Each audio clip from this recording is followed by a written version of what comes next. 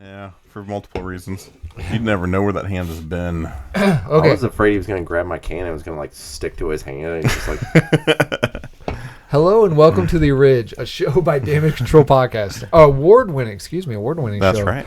A professionally unprofessional look at Well, the we're an conventions. award-winning podcast. Not the show hasn't won an award, but the podcast. No, the has, podcast. yeah. That's true. All right. A professionally unprofessional look at the conventions, ideas, and genres of filmmaking. I'm here with Cody Dietrich. the Chinese bear himself, Cody Dietrich. Why is this starting up that I'm a Chinese bear now? The White Russian. because that's why Adam doesn't like you. The White Russian. Cody Dietrich. Tyler Tipton. And Cotton. Not everything I had with Cotton is racist. Cotton. Daniel Cotton Newkirk. Okay. Newkirk.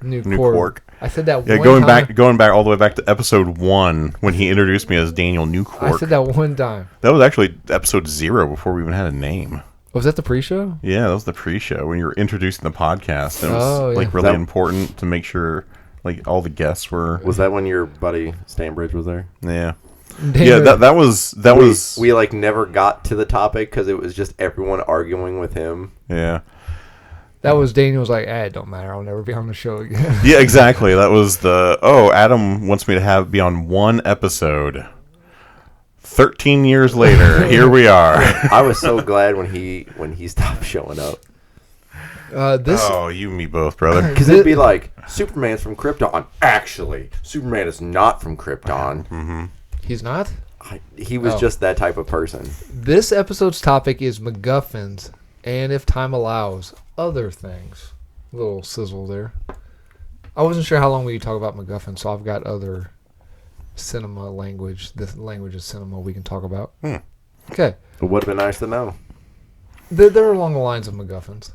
Yeah. I really like mine with like the sausage MacGuffins. An egg MacGuffin? Yeah, sausage, egg, and cheese MacGuffin is how I prefer mine. What's the one that's got the pancake? The McGriddle. Those are so good. No. I mean, nothing tops the steak bagel, but those are still real the good. McGriddle is your entire 2,000 calorie intake. For See, but you gotta have a bagel with a little bit of schmear. Yeah.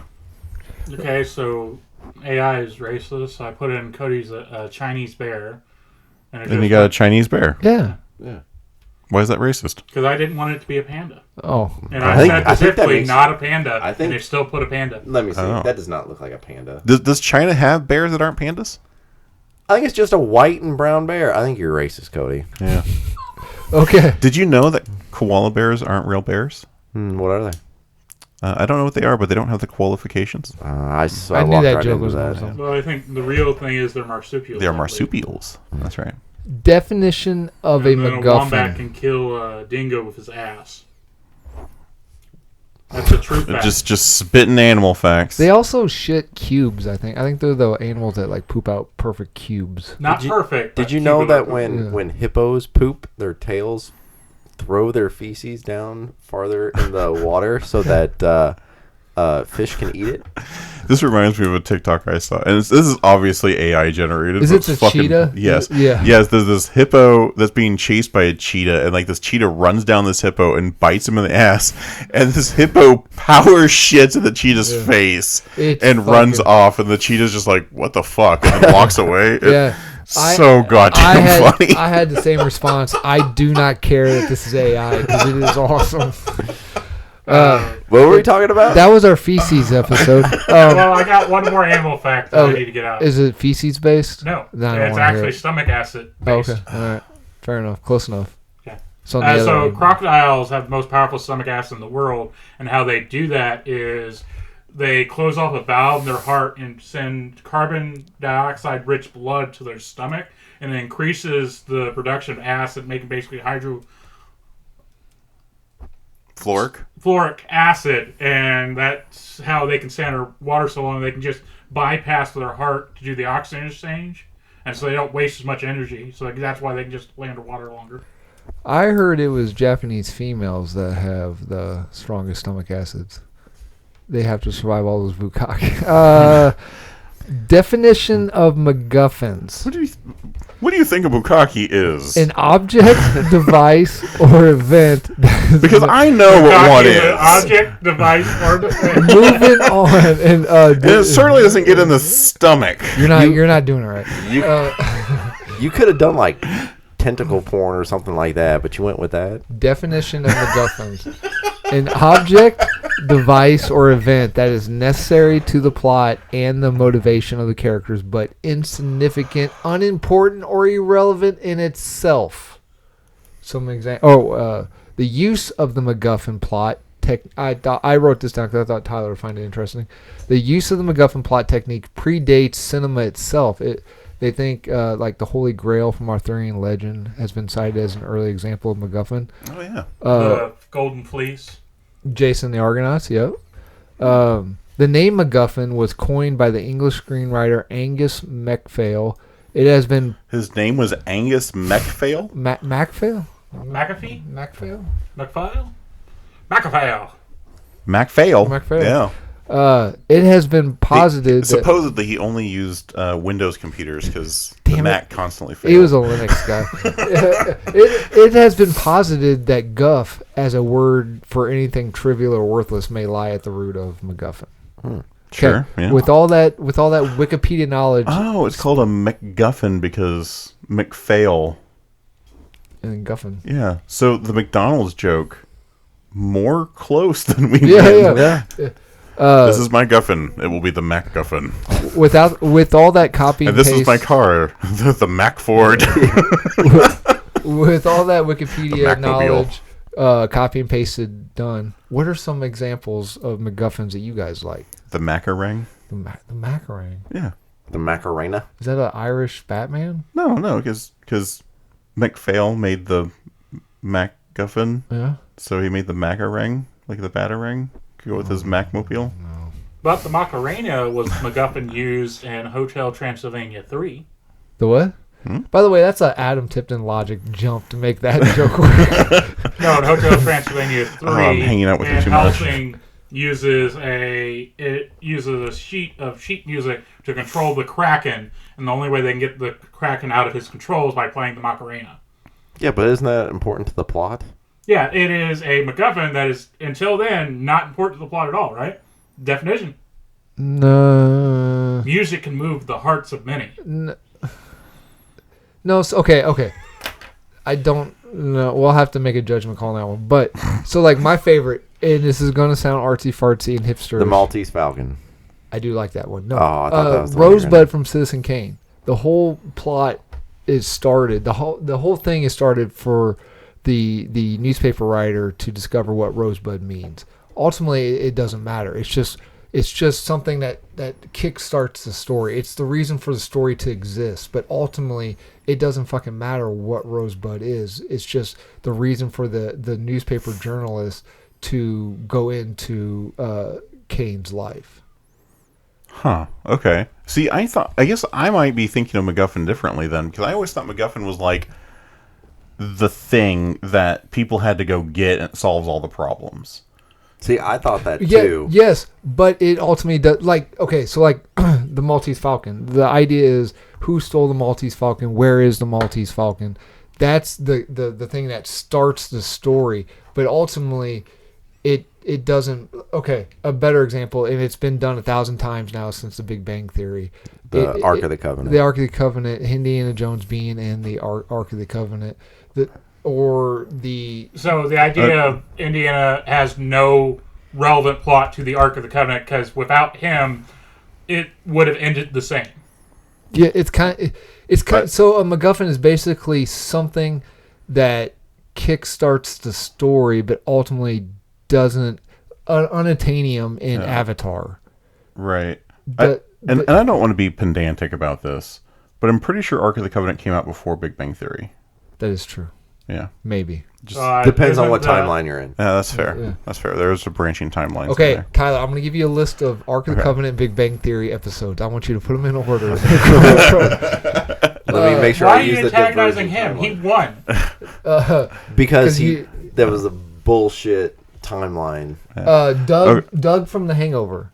that whole movie is basically where's Doug, but it ultimately doesn't matter because if they had just looked up, he would have been on the roof. That will, yes, but it's the finding Doug is what causes the story to happen, but ultimately it doesn't matter. Okay, so would you call the whales in Star Trek IV MacGuffins?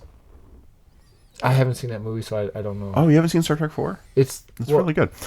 So the whole point of Star Trek IV, well, really good in perspective. It is cheesy and 90s and that's one where bad. Spock returns, But, right? No, that's 3. Spock returns. The Return of Spock. I thought it was the search for Spock. It could be the Search for Spock. 4 is the Voyage Home. Okay. But the whole point is... What's the one where they meet God? Undiscovered Country? Oh. I think it's Undiscovered Country. Whoa, before you get That's 6. They legitimately meet God in one of the movies? Yeah. That's not a joke? No. Does he look like a white dude with a beard? No, it's like a pillar of energy. Oh, they wussed out. Yeah. Okay. Anyway, and he's evil, by the way.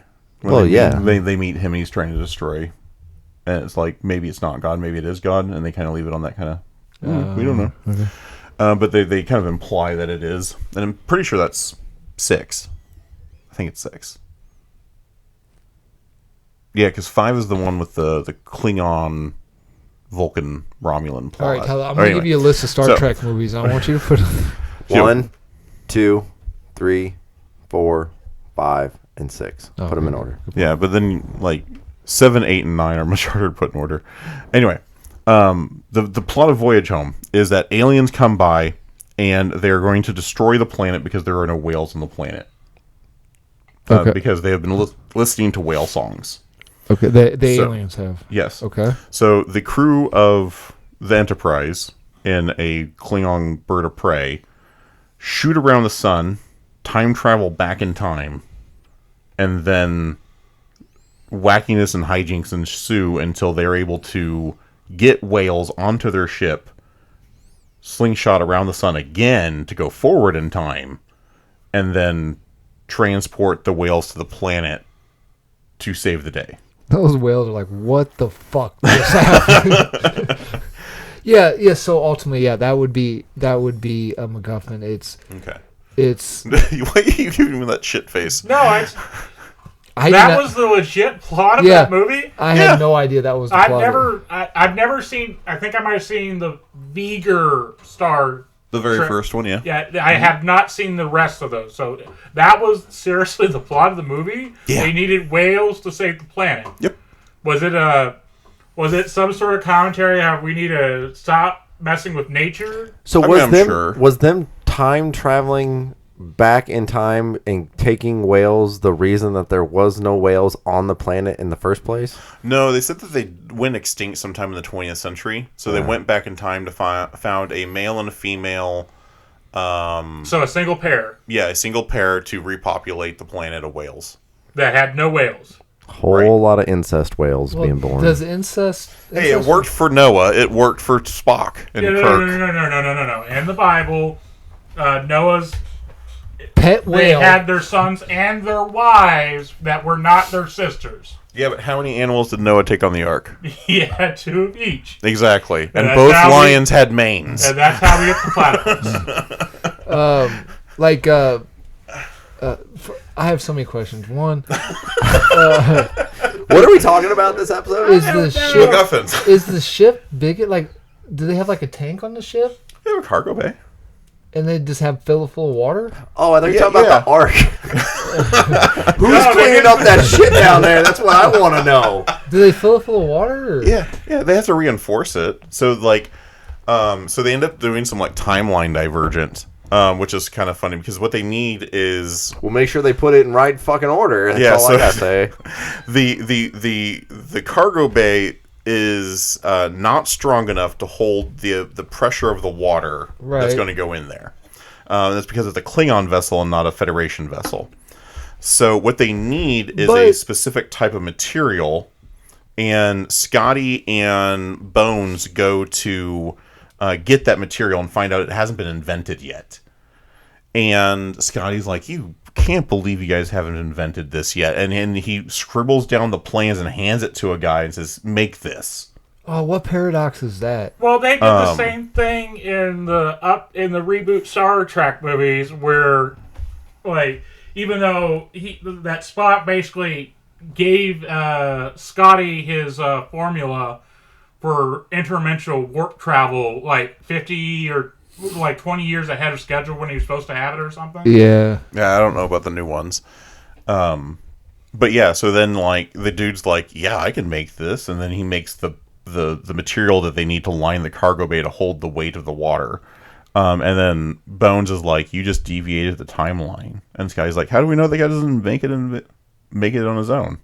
So it kind of implies that Scotty went back in time and propagated this material that they use in the future for starships. And then Bones is like, good point. I'm a doctor, not a scientist. I don't know. You're not far off from really? Yeah, you're not far off from what he says in that response. God damn it, Scotty, you're fucking the timeline again. But like legitimately though, once they got up in space, I don't think. At least I think it was Bones. Maybe it was Spock. I don't think the pressure from the water would be an issue because the water wouldn't be put. No, because you still have the structural integrity. If I have a box full of water, right. It's still going to exert its own pressure out to the outside of the box. Right. Well, no, not necessarily, because water floats into its own little circular. No, if they have gravity, yes, it would do that. You cannot. No, in space and zero. I'm saying once they get off, I don't think the pressure of the water will be an issue once they get up into space. Well, they have gravity generators on the ship.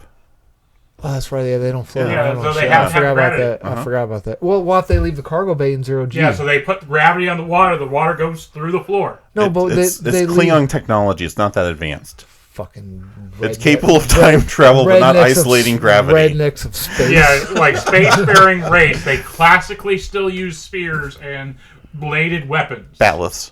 Batlith? Batlith. Batlith. That's the name of the sword. Yeah, Batlith. so they're still like it's the whole.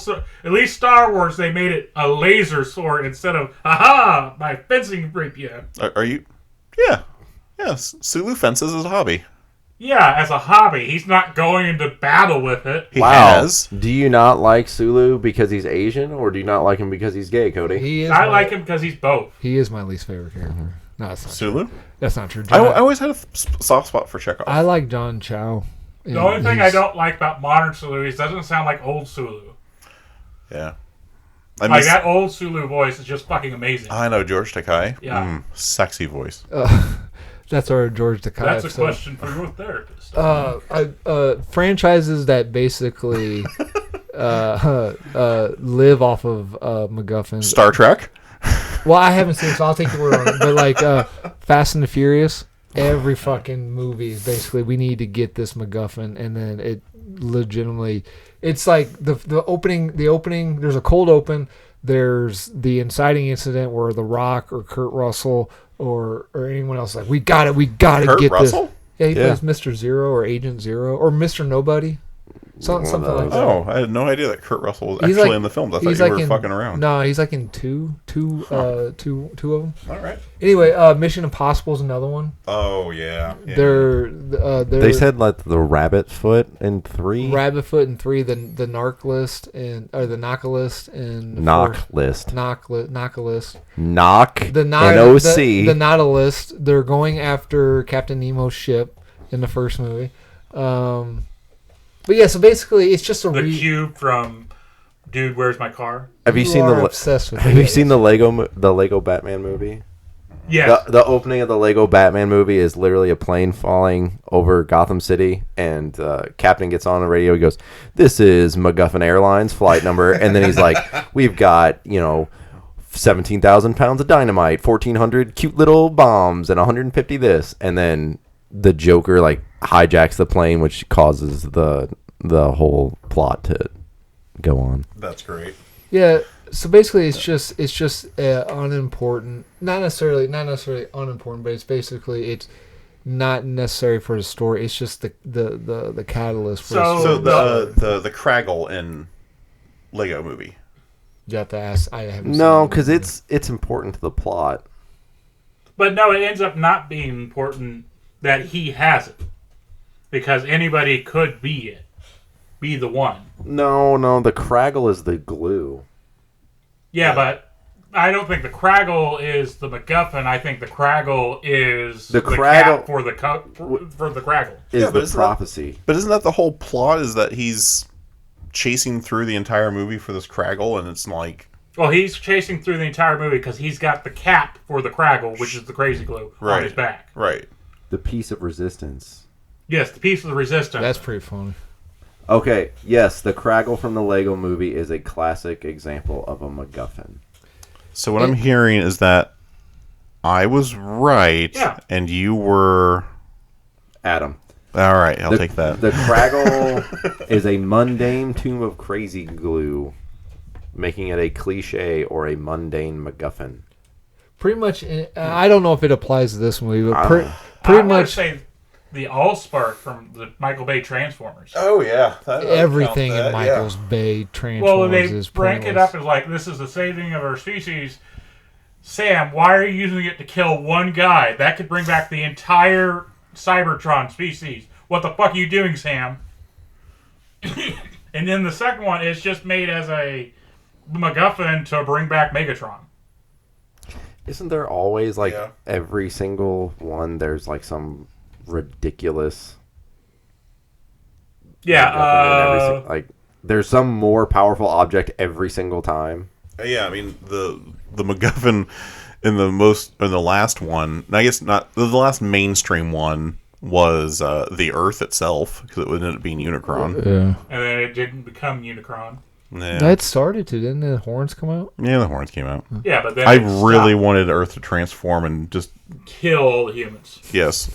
That would give me a whole lot of hope. Like, Okay. it's Oh, legit. sorry. If Michael Bay did that, transformed the Earth, destroyed the entire fucking Earth, I would have been so excited for the next movie. He wouldn't be able to do any advertisements to pay for the movie. Robots aren't going to care about Japanese plum candy. Yeah. Well, actually, Yeah, or drink beer in the middle of a car chase. Yeah. he actually gets away with a lot of his stuff because he uses the military and police, and they're like, "Hey, we're doing this scene where a bunch of military tanks and jet fighters they're going to blow up a building. Do you guys want to use this as like live round practice?" And he's like, "Yeah, we'll do that." And then the military military pays for all the rounds and stuff because the deal is, as long as you don't make the military look bad, the United States government be the bad guy, they'll be like, I mean, probably not in wartime. Well, they consider it also free advertisement for recruitment too, I believe. Like, hey, Oh, look yeah. at the giant gun you can shoot. I mean, look at it. I mean, Michael Bay makes the military look like. I mean, I'm not putting the military. I'm just saying, whenever Michael Bay makes a movie to get money and to get stuff for free, the military is always like the top shit. Okay, if the Ark of the Covenant is a MacGuffin, does that mean the Holy Grail is a MacGuffin? In Indiana Jones 3? Yeah. I would think so. I mean, the whole movie is about them trying to get to it, right? Yeah, because the Nazis got there. They chose the wrong cup. It's also ultimately the story is Indy, reconnecting with his dad. And I mean, it makes no difference if Indy wasn't there.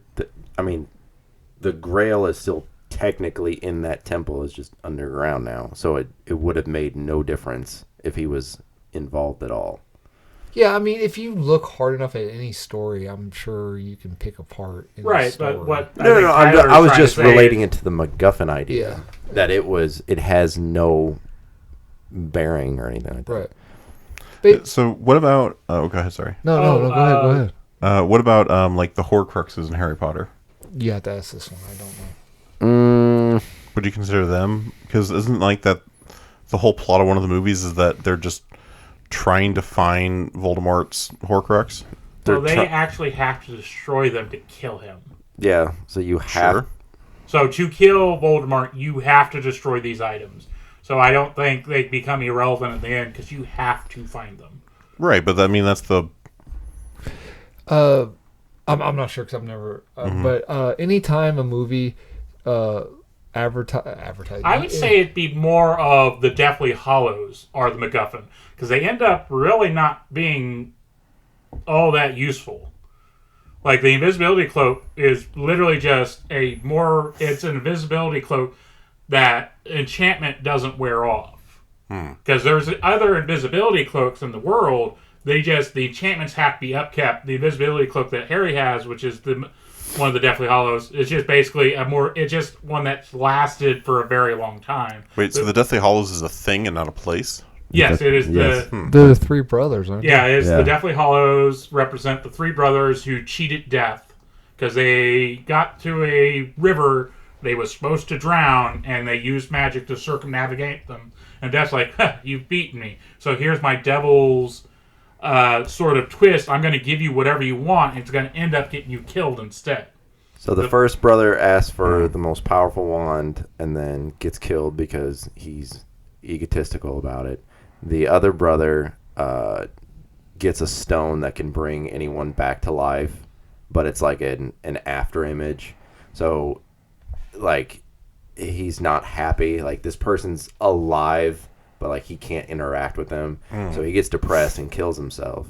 Then the third brother asks for an invisibility cloak so death can never find him. So then finally he comes to accept death, and then he passes the cloak on. So if you have all three of these things, then you are, quote-unquote, a master of death. Gotcha. And that's why it's a stupid franchise. No, I don't think it's stupid. It's just there's a whole lot of lore I didn't know. Sorry, it's stupid. But I do think that death being like, I have sent one river to kill you. You crossed the river. Guess you beat me. Well, I think it's more like the Final Destination thing. It's a fairy tale in that world. Oh, okay. So it's in a children's book of stories like that. Okay, so the real story is probably more extravagant. And they say they're like, one of the characters goes, do I think this actually happened? No, I think they were just three very powerful wizards that made these items. Interesting. We don't think that they actually did this. Yeah, it's just like a morality tale.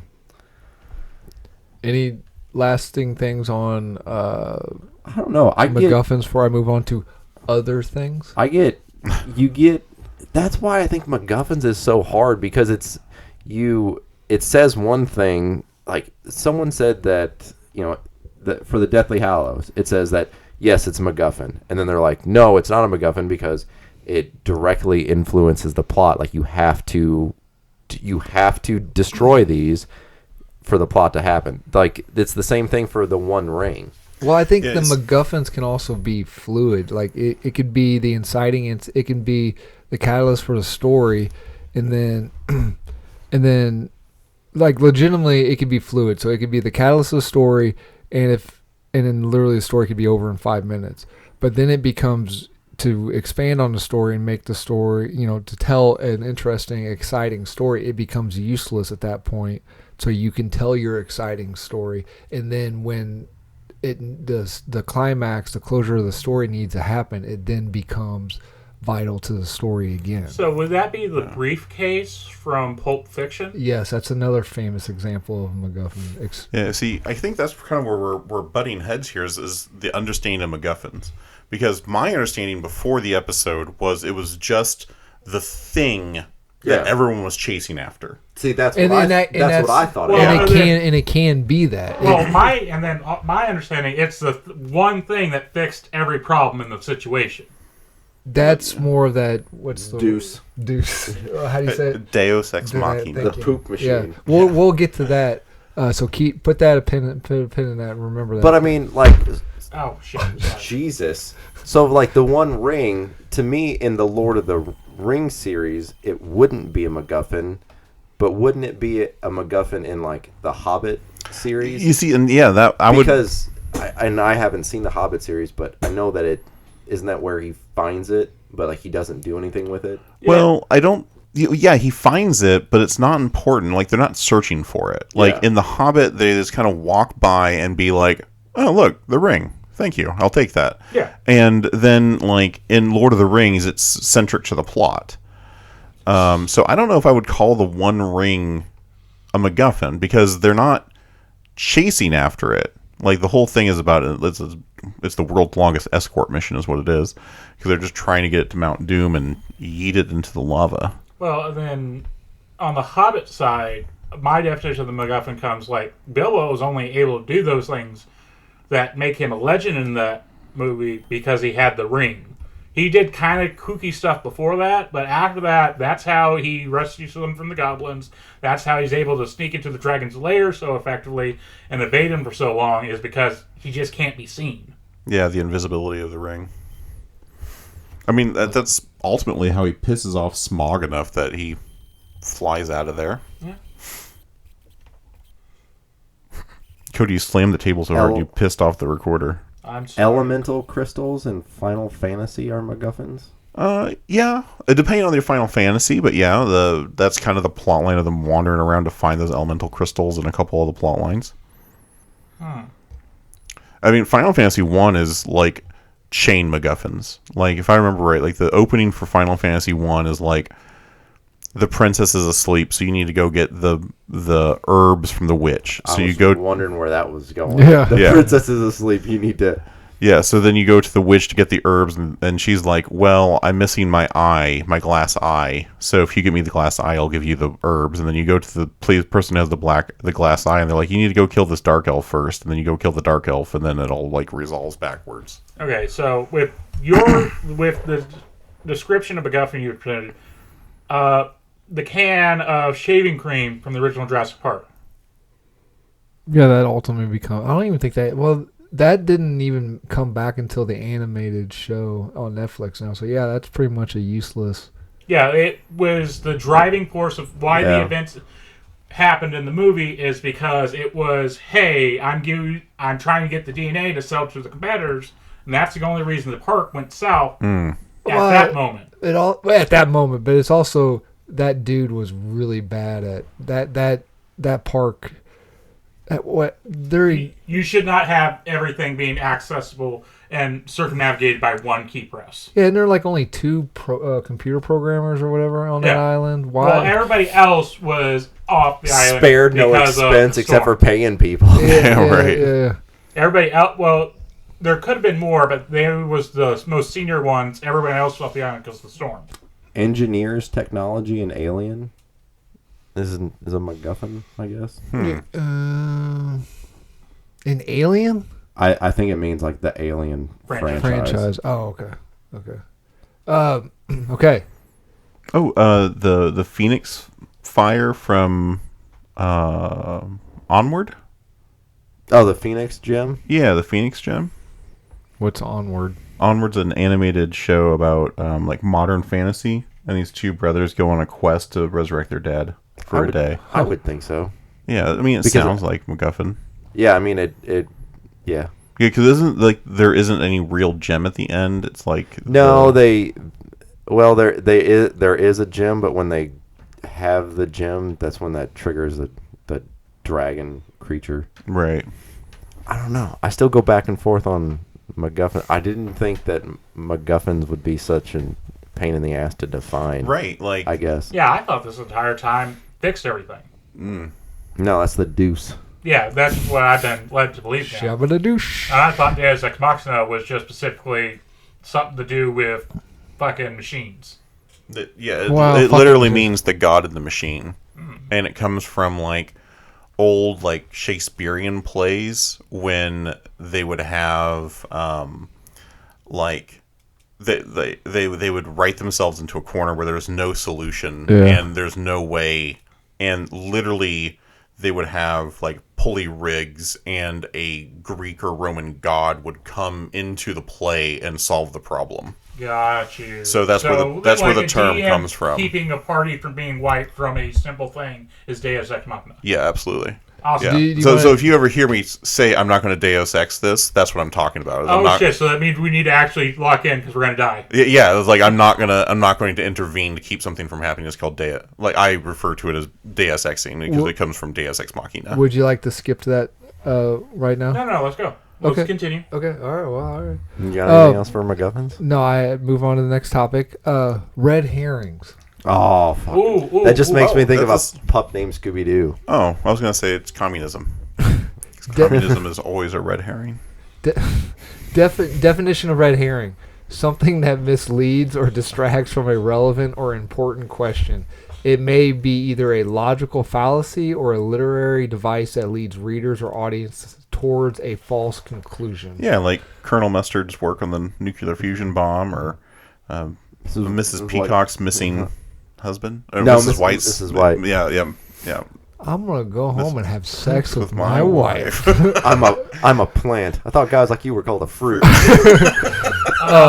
I just watched that movie a couple weeks back. So good. Wait, hang on. I got one thing, and then I'll let you guys talk. The term was popularized. 1 + 2 + 1 + 1. The term was popularized in 1807 by English polemicist William. I don't know what that word is. William Cobbett, who told a story. Polemist. I don't know what that is. Polysemist? Okay. Who told a story of having used a strong-smelling smoked fish to divert and distract hounds from chasing a rabbit. My favorite thing about red herrings, I don't know if anyone's ever seen a pup named Scooby-Doo, but they literally had a character called Red Herring. Yeah, he was like a bully. Yeah, he was a bully with red curly hair. Yeah. And Fred would they would literally set him up like it is clearly Red Herring, and then it never was, except for one time when Fred was like, "No, it's not. This is just a trick. It's not him." And then it turned out to be actually Red Herring. It's never lupus moment. Yeah. Yeah. So, Palimaist is a person who argues passionately and forcefully for or against a specific and often controversial opinion, belief, or ideology, typically in written speech. Okay. So that is a formal term for who we would call a devil's advocate. Okay. Cody, I cut you off, so go ahead. So I'm trying to think of classic red herrings that I have seen. The one that jumps out, the most is at the peak of Steven Seagal being the badass in cinema. He made a movie called Executive Decision, and he's killed off in the first 15 minutes. He even he's on the movie poster. His name comes up first in the credits. You this dude's going to fucking be the badass. Taskmaster and Thunderbolts being like, oh, this is cool. I wanted to explore this character. First dead.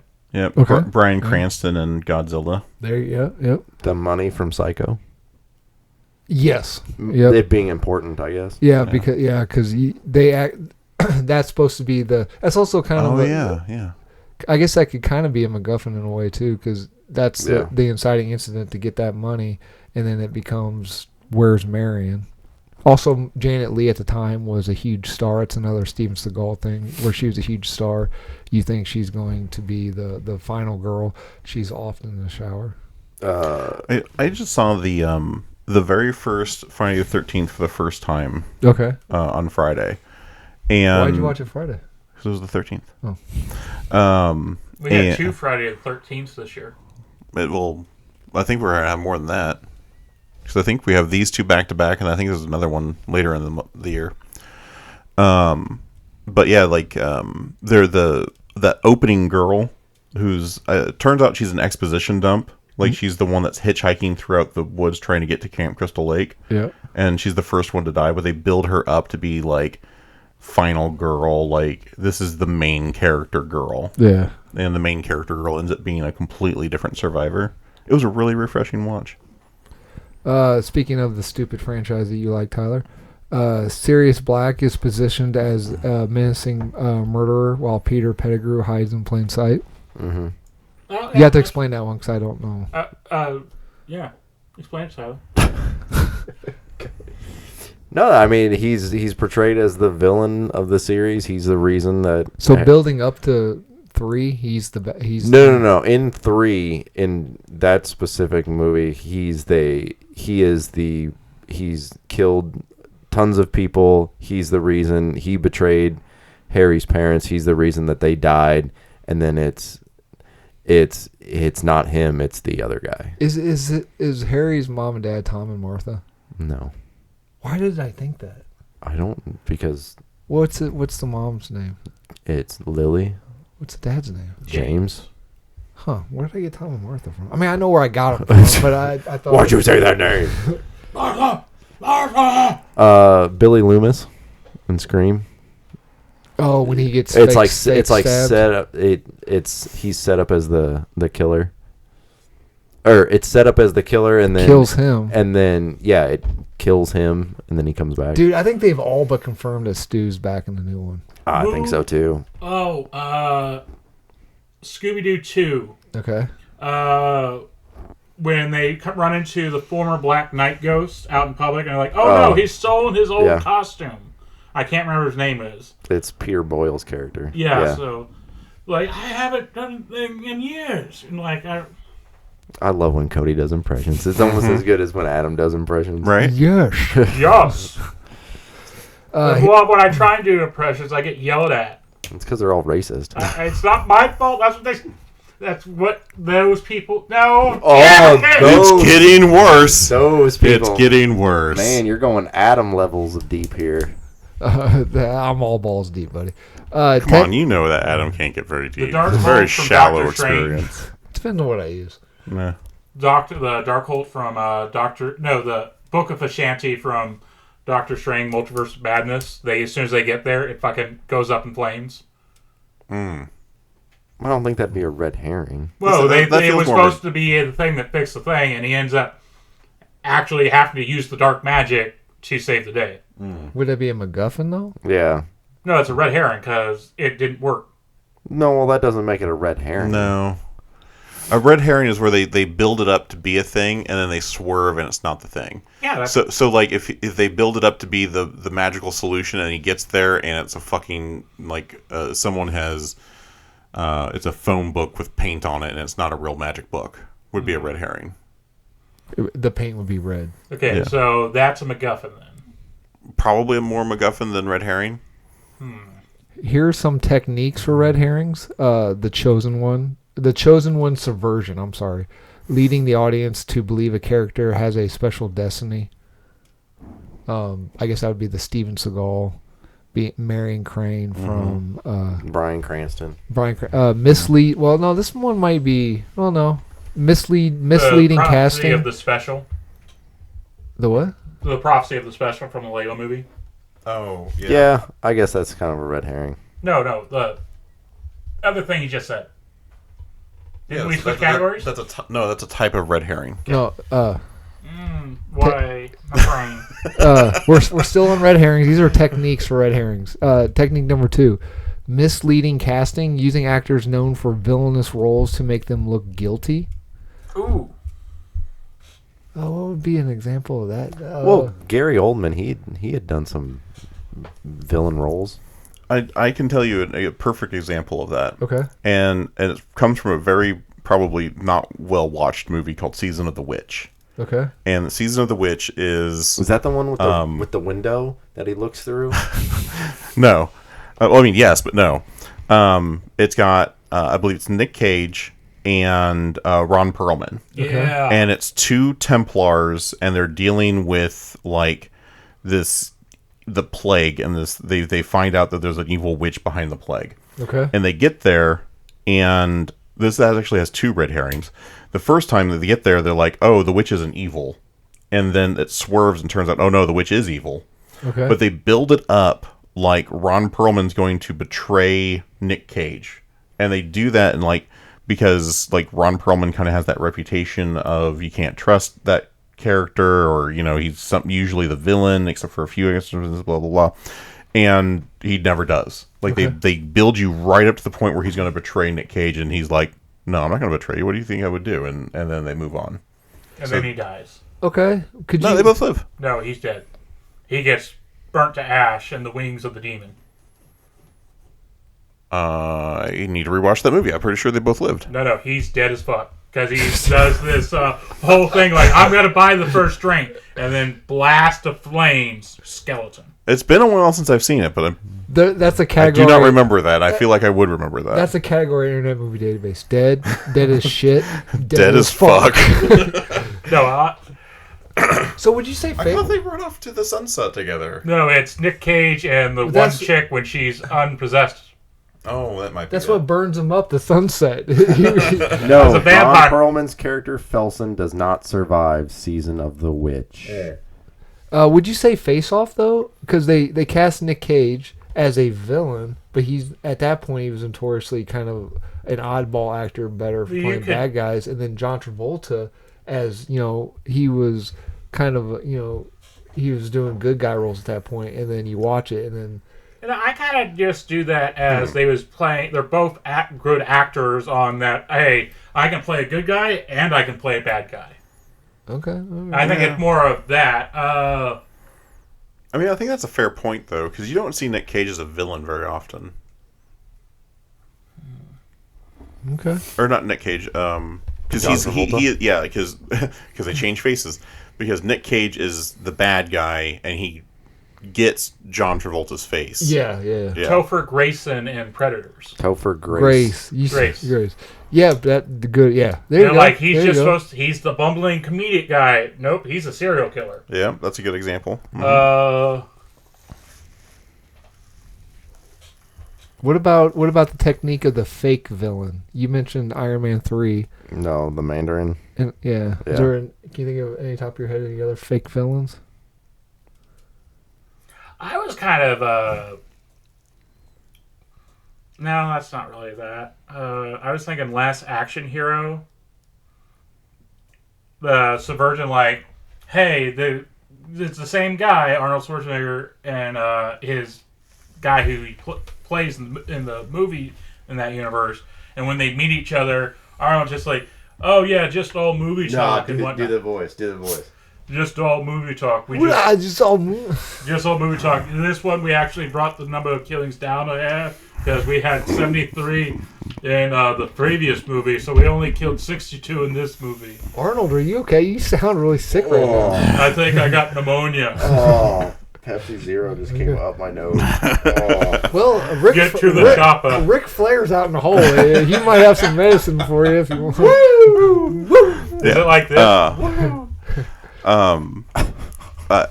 For false villains, Sin City, because you have the Elijah Wood's character who kind of builds up to be like the serial killer in Marv's story, but it ends up being revealed that it's the politician. Yeah. Okay. As the real villain behind it. Okay.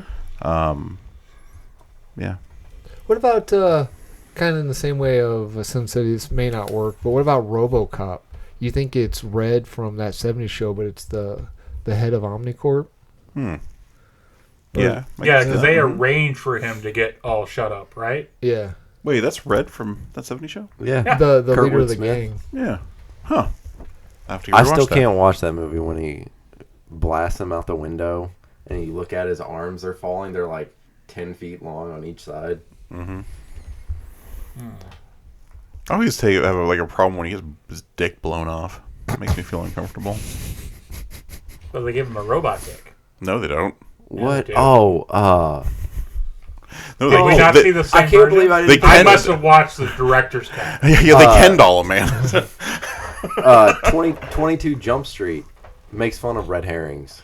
They're trying to find a guy with a tattoo. Oh yeah. And he's like the person that like all points to literally has a red herring tattoo. They make fun of those like so many times. Okay, now we're gonna move to Cody's favorite part of this episode. Deus Ex Machina. It's pronounced Deuce Ex Machina. Deus Ex Machina. No, it's Deuce Ex Machina. Deus Ex Machina. I'm pretty sure before. I mean, this is way before this show, but I'm pretty sure when I was in high school, I was actually calling it Machina. I absolutely believe you did. Daniel gave the origin of the word, but it's a plot device. Well, I guess we kind of talked about all of this. It's a plot device in which a seemingly unsolvable problem in a story is suddenly or abruptly resolved by an unexpected and unlikely occurrence. Its function is generally to resolve an otherwise irresolvable plot situation, to surprise the audience, to bring the tale to a happy ending, or act as a comedic device. So is it literally the baby face from Matrix 3? Yes, yeah. It's quite literally. I think the Wachowski sisters even have said like it's the God in like that's what that character's called, isn't it? The God in the Machine. I think so. Yeah. So this would also be like for moments like in Man of Steel, right? So Superman is flying through the terraforming device that's turning into Krypton, and he is like being drained of power, and then suddenly he's just like, wait a minute, I'm fucking Superman, and he gets all of his powers again. Well, and then blasts through the situation. Put a pin in that one because that may actually work for our next topic. Oh, okay. That one, but that may work. We'll go back. When Sigourney Weaver gets killed by the alien. Sigourney Weaver gets killed by the alien spaceship at the end of Paul. Because she's got them all dead to rights. That was pretty fucking funny. Oh, I guess I don't remember the end of Paul. She's literally like they're where they need to be, and she shows up and she like has them all like pinned down with this. I'm assuming they're making fun of aliens, but it looks like an alien rifle. Right. And then all of a sudden, this cartoony spaceship door just falls down on top of her and fucking kills her. Probably, yeah. Yeah, I mean, that sounds like it. The animator dying in the middle of Mighty Python and the Holy Grail. Yeah, that one was brought up. Yeah. I didn't think of this. The time loop in Superman. Yeah, that's on here. Isn't that just any time Superman has a problem in those movies, he just suddenly gets a new power? Could that be the same level of Deus Ex Machina? Well, that's also, we'll put a pin in Superman because that may go with our next one. Okay. We've talked about this franchise quite a bit, but the Eagles at the end of Return of the King, when Frodo and Sam are trapped on Mount Doom, the giant eagles suddenly appear to fly them to safety, solving a situation. It's the same thing at the end of The Hobbit, a battle of the five armies. The eagles show up, turn the tides. Yeah, that's fair. The alien ship and signs that they all of a sudden they attack the world where it's 75, 70, covered in water and they're allergic to it. Yeah. The T-Rex at the end of Jurassic Park. Yeah, that's a good example. Literally raptors had him dead. T-Rex out of nowhere walked in the room. T-Rex wasn't there. T-Rex there. Mm-hmm. Yeah. That would be an example, in my opinion. Now, I would say that's an example, but as much as I don't really like the guy because his movies are okay, I just don't like the sappiness and the heart that he puts into his movies. Because he's Jewish? Is he Jewish? He is Spielberg, yeah. Wow, just assume he is based on his name? Wow. Well, that and I think he's famously a Jew. Oh, so now you have a list of famous Jews. No, I listen to Adam Sandler music. You know what? I've had it up to here with you, okay? But I think Deus Ex Machina is kind of a lazy way of writing, but when it's handled by someone who can really tell a story, like that T-Rex is, if you think about it, it's kind of lazy because it how did he get in the building? How did he get in the building? Why is he helping the humans? But like I said, I don't really like his movies, but man, he fucking knows how to tell a story, and I think it works. You know, maybe if you think about it too hard, it's like, okay, whatever. But yeah, I mean, I think there's good ways to do it and there's lazy ways to do it, and I think the T-Rex is a good example of how good way to do it. And then like the lazy ways that we've already kind of talked about are just kind of like they're done for comedic value. Like the end of Paul when the Sigourney Weaver gets crushed. Like that's obviously a lazy way to do it, but it's done in a lazy way for comedic effect versus done in a lazy way because you're lazy. Now, do you think the Matrix one was lazy? I wouldn't call it lazy. I think the nuance of the Deus Ex is lost in that particular thing, and I don't think the Wachowskis did a very good job emphasizing the nuance and the story behind it. I think if they had written it better, then it would have been a different story. So I didn't like it, but I wouldn't call it lazy. Just incomplete, more in my opinion. I think high concept, like super high concept stories, like The Matrix, Ghost in the Shell, just like Lost, high concept stories. They tend to suffer the most from that concept because the story, the idea, the plot device is so high concept that the writers end up writing themselves in the corners pretty quickly. Yeah. And we technically talked about this earlier, but what about Dogma when it literally got itself? Huh? Dogma. Oh, yeah, Dogma. Well, yeah, she solves the problem, but she doesn't come out of nowhere to solve the problem. She kind of does. No, She because comes that's the whole plot. That's what the prophet or She what comes the from Messiah is Canada. doing. Bethany has to find God and take him off the ventilator and all that other stuff. Yeah, and then it appears out of nowhere. Yeah, 'cause she knows existence is going to get erased, but if it wasn't for Bethany's action, she wouldn't have shown up. She had to walk all the way from Canada. Yeah. Hey. Am I You keep thinking of the making right that. movie? Is that Alanis Morissette? Yes. Okay, I'm thinking You of the right keep one. making that joke, and it doesn't land well. None of my jokes do. It's okay. Well, Minor thinkers. try better. Minor thinkers. You guys will be sitting on the toilet later today, and you're like, "Oh, that was pretty funny." Yeah, Wait, it's wait, not wait. going to be accompanied with a laugh. You're like, oh, I Sit see on what the he- toilet? Yeah. I strictly stand constantly. I only piss in the shower, so I don't know what you're talking about. I only shit in the shower. Do you do the waffle stomp down? Oh, you Yeah, gotta. Okay. You gotta. Actually, I purposely eat a lot of prunes, so I have no solid shits. He leaves the shower going a good 20 minutes after he gets out, so it's all the way down through the pipes. Okay. Back to our feces episode. This time it was human feces. Any other deuces? Yeah, I had a really good Deus Ex Machina that I was going to bring up. Or it wasn't necessarily really good, but it was like one of those, like, is it or is it not? And now I fucking lost it, and I can't think of it. Well, I got two more, so think why I'm... All Okay. right. This is Tyler's stupid franchise he likes. The Phoenix from Chamber of Secrets. Fawkes the Phoenix suddenly arrives in the chamber, blinds the basilisk, and brings a sorting hat, providing the sword needed for victory. Yeah.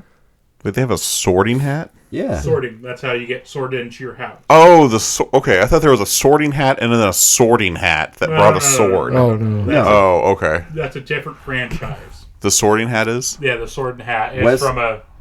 Wesley conveniently been building up a resistance to iocane powder. The exact poison. Oh, yeah, the yeah. exact poison that was. Oh, Yeah. yeah, that's pretty funny. I don't know. This one, they said this one. I don't know. The Venom symbiote happens to land right next to Peter Parker in a park, immediately solving his need for a new suit. And the Sam Raimi. All right. Yeah. Yeah, I mean, I could see it. I don't Okay. think it's squint, but yeah, I could see it. Okay.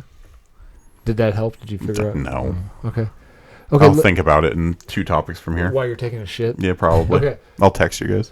Okay, let's go to our next topic, which is we'll bring back the Superman debate. Mm-hmm. It's plot armor. Oh, plot armor. okay, Yeah, okay. Definition of plot armor is a plot device wherein a fictional character is preserved from harm due to their necessity for the plot to proceed. Supernatural. John Wayne had a legendary invisible force field where everyone he was fighting was shit hitting him. John McClane from... he just happened to What not... franchise is he from? Die Hard. Oh, okay. Just happens to not step on glass hard enough to keep him from walking. And then his weight was not heavy enough to break the fire hydrant hose, even though it would have broken under anybody else's weight. Yeah, I mean that's definitely plot armor would be more like You always have just enough bullets to solve the number of people you're going to kill. no plot. So plot armor would be more like John Rambo going against an army where you witness the army having deadly accuracy. And they seem to not be And able then to... then Rambo fucking pops up, and all of a sudden they can't hit the broadside of a barn. Yeah, it's almost like the Worf effect. Is that one of the we're going to talk about later today? No, but Okay, so Worf effect, going back to our Star Trek conversation, is the idea that Worf is an absolute badass, and that the only time you really see him, like they always talk about how incredibly strong and powerful he is, but he always gets his ass whooped, and it's to show that the bad guy is powerful. Yeah, see, that's they kind of use Wolverine for that in Marvel Comics. Whenever whenever the new ultimate villain is, they always throw Wolverine at him, and if that person can or he goes after Wolverine, and it's like, oh, he beat the fuck out of Wolverine. This dude is a badass, but it's kind of like, well, poor Wolverine, man. Yeah, exactly. So they make Worf unintentionally look super, super weak because everything they fight is so powerful it overpowers him. And but all the conversation around it was like, Worf is a mighty warrior and he's strong and powerful, and oh, he got his ass whooped for the 4th time this week. Oh well. Sorry, this is kind of going back a step, and I'm sorry about this, but Batman 66, isn't he the epitome of Deus Ex Machina on his tool belt? Yeah, I would think that would Yeah. qualify. He's always got like Yeah. the perfect bat gadget for any situation. Bat God. Yeah. And well, and that even applies. I'd say the king, the god of plot armor, the person who has the thickest bulletproof plot armor has got to be Batman. There ain't no one who's got tougher plot armor than Batman. I'll agree with that. Plot armor is a hell of a superpower. Yeah.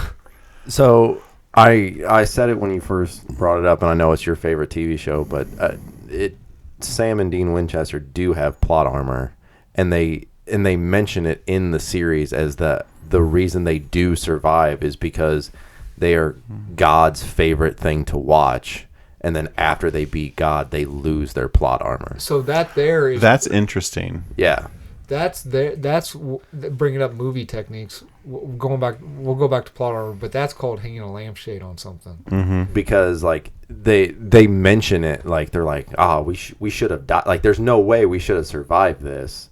Like that's why like they pretty much at the end of every other season, like, you know, Dean dies this season, Sam dies this season, you know, or they should have died, and like the very next episode, magically the solution is presented, and like they hint that, and he's like, why do you think that you survive all these things? Because I allow it to happen, and then it's only after that is taken away that they end up dying for the final time. So God's like the penultimate villain, and then like the final villain is the one after that. You're gonna have to define that word. Yeah, hilarious. Yeah. Okay. Yeah. So like there's a villain after the God one, and that's this final season where they all both die or whatever. No. God is the final villain, and then like literally they defeat God, and then the next episode Dean dies. Oh shit. Okay. Yeah. Okay. I mean, there's like a time skip that you don't really see, like, you know, like they live their lives, but like they're going, they literally defeat God. The next episode they go up against vampires, and there's like they're in an abandoned building, and there's a piece of rebar sticking out of a wooden support beam for some reason, and Dean gets shoved onto it, and like he slowly bleeds out and dies. Shit. Okay. And it's like, and like everyone they're like, that's such a bitch way for him to go out. I'm like, yeah, but you do realize like his plot armor is gone. Like they've acknowledged that. Like to me, I guess it goes with the whole like when you're saying like shows like Lost and The Matrix, like stuff that you have to read between the lines and see things like that. Like, yes, if you just casually watched it, you're like, oh, okay, well, they just needed something quick and easy to kill him. It's like, he's not the best. He doesn't need to be the best because he has nothing that's keeping him alive constantly. All right, so what about this? Not necessarily plot armor per se, but what about plot armor disguised as one of the other things we've talked about? Deus Ex Machina, MacGuffin. Well, where's the correlation between that? Because I enjoy a lot of manga and anime, and a common trope is you'll have your young hero going through their adventure, doing something like, they're usually almost always fighting someone stronger or slightly stronger than them, and then after their hard-won victory, even bigger, badder guy shows up. It's like, oh no, this guy's fucked, but then their powerful teammate or master appears out of nowhere to save them. Always in the nick of time. Is that considered plot armor, MacGuffin, or Deus Ex Machina? Two examples of anime plot armor they talked about, was I wanted to tell you, was the number one biggest offender, at least on Google AI, was your buddy from One Piece. Luffy. He's got really thick plot armor, and son of Goku or Goku's son. Gohan. Son. Gohan. Well, I think you mean Son Goku. Oh, okay. That is his name, not his actual child. Oh, son. Okay. Yeah. All right. Yeah, sure. But yeah, Goku has definite plot armor, and you know, this guy showed. I'm the strongest fighter in the universe. This guy showed up that I can't defeat. I just made myself stronger. Yeah, like, now I've unlocked the next level of Super Saiyan because I can and because the plot requires me to do so. Right, so what So is that classified as plot armor, or would that be considered a MacGuffin, or or would they just be sort of in that liminal space? It depends, because I think it could almost be used as character development. Because if you have a guy, or if you have a character who's like, who thinks it's just a fighter, is a badass fighter, a top of the line fighter, and kind of starts believing their own hubris and no one can defeat me, and then this person gets their ass handed to them, and then you see that person train and be like, okay, this person knows this technique. I clearly don't know any of this technique. And you see that character learn that technique. You see that character fail learning that technique. And then you see that character get really good at that technique. Sure. That's character development. But that's not what Cody's describing. Okay. What? So what Cody's describing is like Goku is a great example of this. Someone will show up, they'll fight, he'll kill them. Okay. And then someone else will show up, they'll fight, and then he'll just be like, okay, I'm Super Saiyan 1 now, and then he'll get really mad and just randomly transform into Super Saiyan 2. And be like, oh, I'm Super Saiyan 2 now, and now he's strong enough to beat him. Oh, yeah. I guess that could sort of. Yeah. I guess it could be a slippery slope. I guess it would fall under, what's the word? Say it again. Deus Ex Machina. If Saiyan 2 was never mentioned. It was always, I'm just saying, let's say Saiyan, let's just say going Saiyan was it. There was never a mention of any higher levels. Super Saiyan. Okay, let's say that's the highest level. That's never mentioned. And then Goku gets his ass handed, or about to get his ass handed to him, and the writer's like, fuck, what are we going to do? Oh, yeah, there's a Saiyan 2 now. Like, I guess that would be that. So, have you seen any of Dragon Ball Super? Yeah. So, the Deus Ex would be when they're fighting Zamasu and they can't win. Like, there's no way to win. Yeah. And then he's like, "Oh yeah, I have this button that can carry all." I thought you were gonna say, "I have this fucking gun." No. He literally goes, "Oh, I have this button and I can call the creator of the universe." Nuh-uh. Yeah. Yeah, of all universes. And then he's like, "Hey, he's a bad guy. Help me out." And he's like, "Okay." And then he's like, and then he just erases the bad guy from all existence. No, he erases the entire universe. Yeah, he's just like ridiculous. Yeah, because because love him to death, the all-powerful being in the universe sort of has the mind of a child in this universe and just likes to have enjoyment, but can just go like this and you're gone. Yeah, so that would be Deus Ex. As for the like a new villain constantly shows up, I don't know what I would classify that as. And it's more of not the new villain showing up, but immediately, this guy, you're supposed to be dead, then out of nowhere, an ally shows up that's powerful enough to save you. Oh, that could be a little bit of a Deus Ex, because, like, that reminds me of, like, when, what is it? Tien and Cell are fighting, and then Piccolo shows up after having consumed and merged with Kami. And yeah, that would be kind of a Deus Ex. But there's build up into that. It's not just out of nowhere, but kind of. I guess you could almost include like plot armor as, or Deus as being a Deus Ex. That word being a tool of the plot armor. You know how like that's what I'm trying. You wear like a bulletproof vest, and the bulletproof vest is made out of Kevlar. Well, like, I got friends, so I'll always be all right. Like like Batman, I think egregiously has, but like shit that really annoys me is like, I mean, everyone knows Batman's got plot armor. I mean, come on, he's got plot armor that brings him back from death. College dropout, or someone has mentioned before that like if this man, no matter how much of a badass he was walking around in the tower, up in the satellite, Superman, the Flash, Martian Manhunter would literally in a blink of an eye walk up behind him and snap his neck. Doesn't matter how much of a badass or how terrifying he is. But what really annoys me about Batman is like you see him actually get defeated, and the whole rest of the story or the rest of the issues of the story is like, what the fuck happened to this? And then at the end it's like, oh yeah, I let him beat me the whole time because I needed him to. I need to get more information about his powers. I fucking hate that. It's like so you let this guy dislocate all the joints in your body. Yeah. And break half your ribs just to see what his actual powers were. I let you do that. No, you didn't. You got your ass handed to you, man. Come on. Can't prove it. I think my favorite example of like going back to the anime conversation of anime Deus Ex Machina is from a really cheesy anime, G Gundam. Okay.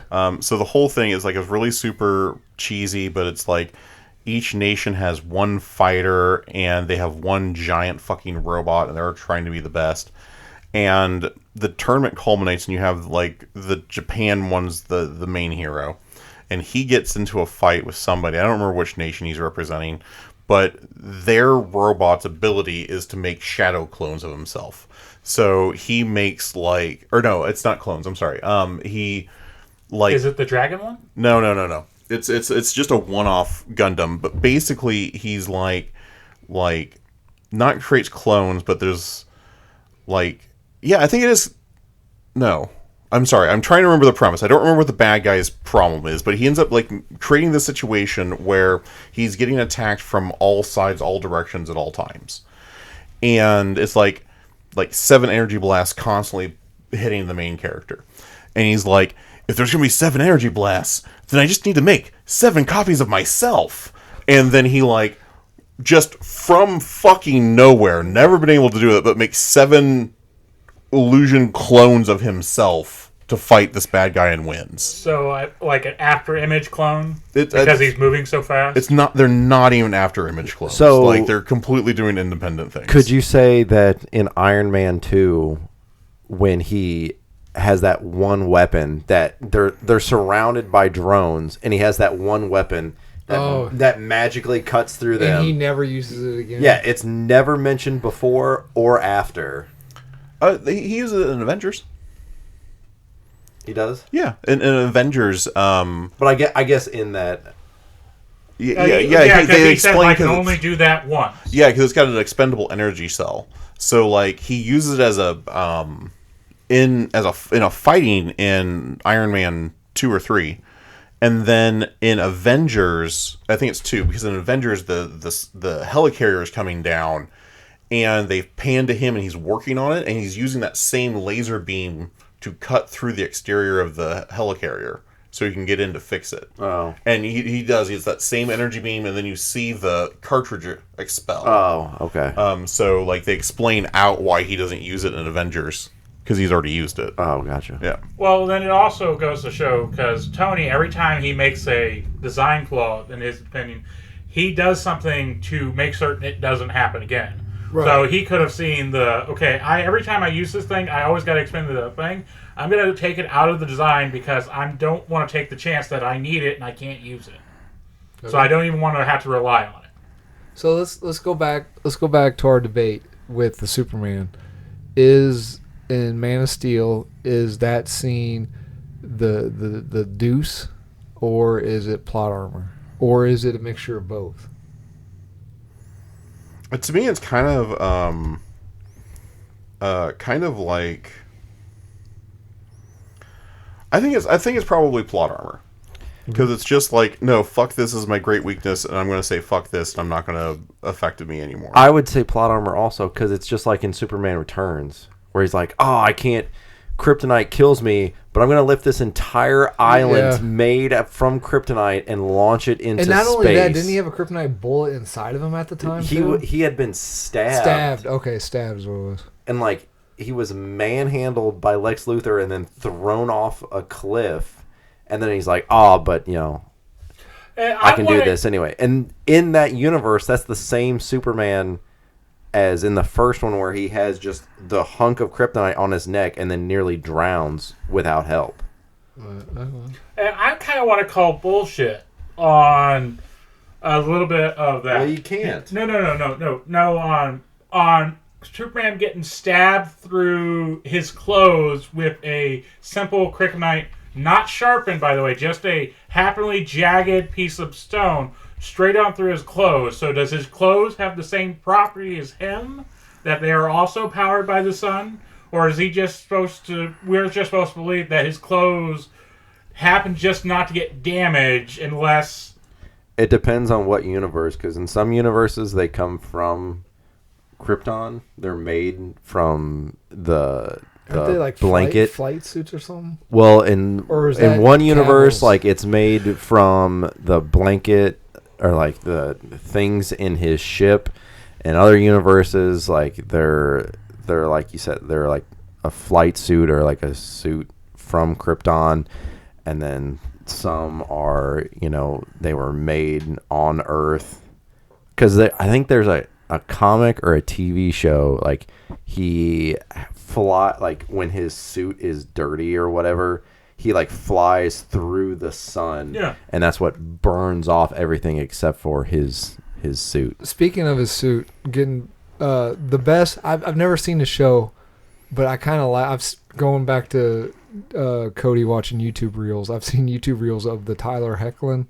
Yeah. There's one thing, I think is when he was guest starring. I don't think it's when he got his own show. He flies down and he saves a kid, and the kid's like, I like your suit. And he's like, my mom made it for me. Yeah. And he flies. I'm like, that's really cool. That's the intro to Superman and Lois. He's just like, my mom made it for me. I did not know how I was going to feel about that show, and then I saw that, and I was like, that is the most fucking Superman thing I've ever seen in my entire life. Like, that is... But I've also seen clips, I guess, towards the finale of the show where he gets, like, really dark. Yeah, they go, like, Man of Steel on that, and I don't really like... That suit is literally supposed to be, like, something that I meant the tone got really dark. Yeah, it does. It does get really dark, and I was like, oh, okay. Like, the show was meant to be, like, the whole... Superman has the same, like, when Superman walks his dog, it's just like you. He just does it in outer space. Right. And then they made it, like, really, like, dark and... Zack Snyderish. Yeah. And, like, I didn't really like it. Did we answer your question or we got off on time? I think you answered it. I think either, like, it is plot armor akin to having that ability bestowed upon you. Yeah, okay. There was another one we were debating if it was plot armor or the Deuce. What was it? I don't remember. It was had the start of that discussion of the anime. Oh, okay. About those moments. I'd say not so much. Well, I was going to say not so much anymore, but I literally just thought of a contemporary example. I was getting ready to say, basically, only action stars from the 80s and 90s. But I'm like, no, John Wick, everyone in Fast and the Furious, they all got fucking plot armor. The one I think of... Oh, sorry, go ahead. I just remembered the Well, you Deus Ex that I say it before you forget. Or I hear it. Maybe it wasn't the Deus Ex. Maybe it was a different Red Herring. Anyway, it was Fast and the Furious, and like the Dom is always like can do anything with the power of family memes. Oh yeah, that was it. Sorry. Oh, we can drive in reverse faster than people can drive in going forward. Yeah. I was gonna say that goes to like realism though, because cars have limiters on how fast they can go back. I guess they can take those limiters off. I guess. Yeah, well, that's what they did. Isn't it? Still, did they really? Yeah, no, I'm just saying. Isn't there still a restriction on like gears? The gear ratios? You can't shift 400 times. So okay, real quick. So this was kind of the debate I was having at work because the guys are like, they're more into sports, and I like comic books and movies. And they were talking about the shit. We've had this topic, but I was talking about people don't understand like that. That's the language of cinema. Everyone knows that silencers don't go like everyone knows that. But in movies, that's a language we have built, and that's fucking cool. Like when if we actually showed a realistic silencer, audiences would be like that's weird. It's not really that silent. That's what I'm trying to say. Like, I thought it'd be silent. That's why is it called a silencer? In car chases in movies, like we as an audience have developed a language that we need to hear the car shift 700 times. Like it pumps us up. It gets our blood going to hear it. We know that cars don't shift like that. In space, when a spaceship goes by, there's literally just this. But in cinema, that's great to see on an audio podcast. But in cinema, we have in the language of cinema, we have to add that noise because we need that in our brain. Like that's the language of cinema we have developed. I would say, and this is going back to the plot armor and everything else. Game of Thrones, there are some characters that do have plot armor, but for the most part, you don't know. Like, I would have assumed that Sean Bean was going to survive. What? You clearly don't know anything about Sean Bean. I was shocked as shit when I he thought he died. was going to die. I thought he was going to die. I didn't think it was going to be the first season. Sean Bean is like the king of dying in cinema. But see, I think that's something broad. I bet you he doesn't die nearly as many times as... Keep talking. I wonder if that's a cinema urban legend, too. Like, yes, he dies, but I mean, you're telling me that there's no other character that dies just as much? But that, like, Game of Thrones... not counting the chick from, like, Happy Death Day. I'm talking... No, but I'm like, Game of Thrones, like, yes, there are some characters you assumed had plot armor in certain points, but up until the later seasons, you're like, oh, fuck, people are dying. Like, these characters are like, no one's really... Yeah, and for the longest while, my opinion was Daenerys, Tyrion, and Jon were the only people that were fucking safe, in my mind. Yeah, and then they killed Jon. I was like, holy shit. They didn't kill Jon. They didn't kill Jon. They killed Jon Snow. No, they didn't. Yes, they did. Then they brought him back the next episode. Oh, okay. Oh. Yes, technically they did. Yeah, so there was that time you was like, him. oh shit. Well, fair. And I will agree with that Game of Thrones kind of built you up with this idea that, okay, these characters are safe, you kind of know where it's going, and then, like, they completely rug pull you with Ned Stark dying, and it gives you that sense of unsafe. And, like, I still felt like your main characters, so Tyrion, Daenerys, Jon, Arya, like, those characters were probably safe, but then you did had some really interesting deaths that made you go, oh, maybe they're not. Like, the king that gets killed in the Red Wedding. Robb. Yeah, Robb Stark and Catelyn Stark. You know, those characters dying, I would have put them safe until the Red Wedding happens. Mm-hmm. So I think Game of Thrones does a really good job of hiding or masking their plot armor so that you still are never 100% sure that these characters are going to live. Because, like, I would have put Hodor as a character that would have survived. Yeah, it was his plot armor was that he was going to die at this moment. And that was a fucking mind trip. That hurt so much. Mm-hmm. Okay. Like, I remember going to work after that episode being just sad. Like, I didn't care that anybody else had died, but I was sad that Hodor died. Yeah. Okay, so we have Udo Kier has died 76 times on screen. Lance Hendrickson has died 75 times. Also tying Danny Trejo, Eric Roberts at 65 plus. Christopher Lee is bordering on 80. If you had to guess, how many times has Sean Bean died on screen? 22. 65. 67. 25 times. Oh, so Daniel's right. So it's an cinema urban legend. While often cited for dying frankly, Sean Bean has only died 25 times on screen. He's far fewer than the record, and because of this, he will actually avoid taking a script because of people assuming he'll die. Funny thing about Danny Trejo, the reason why he has that number is that anytime he plays a character that is nefarious or a bad guy, he has in his contract that they have to die. Yeah. Because he wants to show with his acting that this is not something to aspire to. Yeah, because I guess he was like, when young, he was like the Mexican gang. Like, he was hard in it, and he like barely got out. Yeah. And he's like, I'm not portraying a bad guy as something to aspire to. Yeah. That's pretty cool. That is cool. We should talk more about those urban legends on the future Orig. Yep. Yeah. All right. Speaking of Orig, you've been listening to the Orig. Oh wait. Are we recording? Yeah. We don't have to spend too much time on this, but any recommendations that are good examples of anything that we were talking about? Dude, where's my car? Cody. Okay. All right. I mean, I think we only talked about good examples of these different tropes as we were discussing them. Okay. But yeah, I mean, there's plenty of for red herrings, dude. Go watch Clue. Oh, Clue's Fucking so Clue. good with red herring. Just watch Clue anyway. Yeah, Clue's a fantastic movie. Plot armor. They just happen to have the ostrich facts. And Dude, Where's My Car? Oh, I was thinking of Clue. I think Clue probably has all of those things. Yeah. Deus Ex, when the Mrs. Peacock ending where she goes outside and the cops are all right there. Mm-hmm. The red herring. Well, I mean, the fact that he's there anyway. Mrs. Peacock was a man? Yeah. Oh, I want to go watch that movie now. Red herrings all over the place. I've never seen it.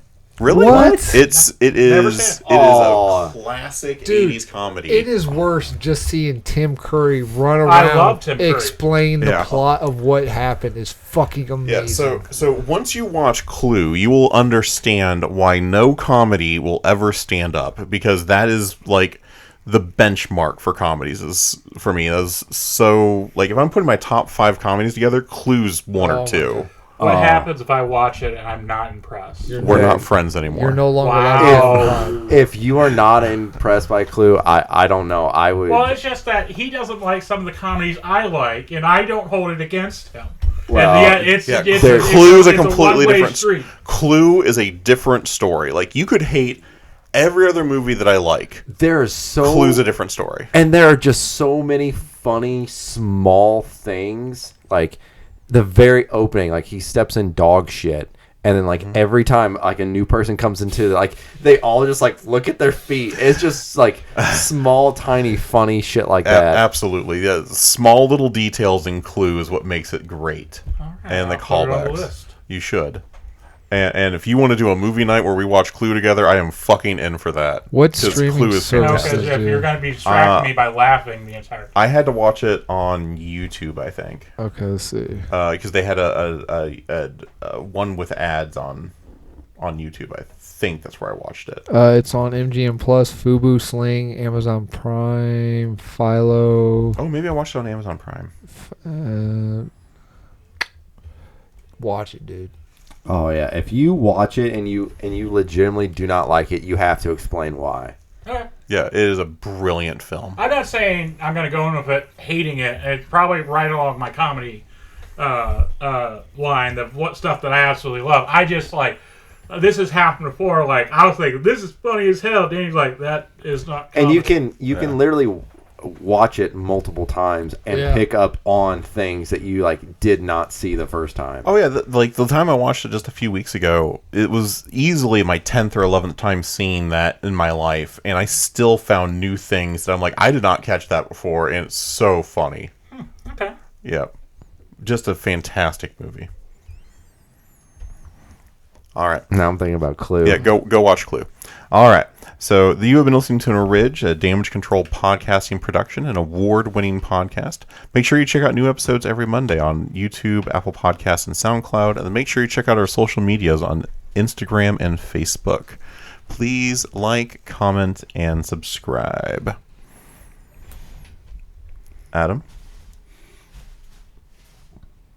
Hit the Push the button. Hit the deuce.